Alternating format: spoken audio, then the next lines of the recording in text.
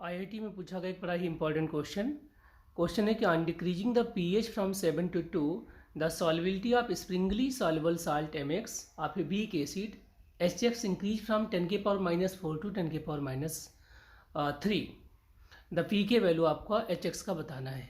तो पहला जो मेथड है उसमें हम ये मान सकते हैं कि जब हम उस साल्ट को पानी में डालते हैं तो आयनाइज हो जाता है और उस टाइम उसकी जो सॉल्बिलिटी 10⁻⁴ है तो KSP क्या हो जाएगा 10⁻⁴ इंटू 10⁻⁴ 10⁻8 बन जाएगा।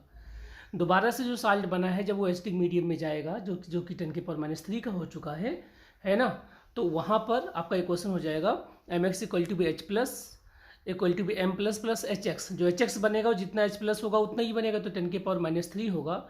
और यहाँ से हम लगा सकते हैं KSP/K।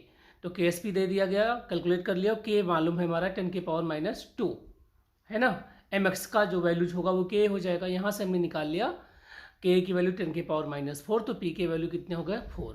दूसरा जो तरीका है आपका, आप एक साल्ट फार्मूले से भी कर सकते हैं कि अगर आपके पास इस तरीके का कोई साल्ट हो MX = H प्लस X-, और इसको जब आप वाटर एसिडिक मीडियम में डालते हैं तो फिर से वही बीक एसिड बन जाता है। तो बीक एसिड की सॉल्बिलिटी का एक फार्मूला है √KSP और ब्रैकेट में 1 + H+/K। तो जब आपका सॉल्बिलिटी 10⁻³ है तो इक्वेशन बन जाएगा, और जब 10⁻⁴ है तो दूसरा इक्वेशन बन जाएगा। इन दोनों इक्वेशन को हम डिवाइड कर देंगे, ठीक है, डिवाइड करके स्क्वायर कर लेंगे। तो जब डिवाइड करके इसका स्क्वायर करेंगे हम तो कुछ देखिए यह ऐसा आ जाएगा आपका। इन दोनों को जब हम सॉल्व करेंगे तो K की वैल्यू आ जाएगी, और K का जब नेगेटिव लॉग लेते हैं तो PK बनता है, और उसी PK को निकालना जो लगभग 4 के आसपास आएगा, तो इसका आंसर हो जाएगा 4।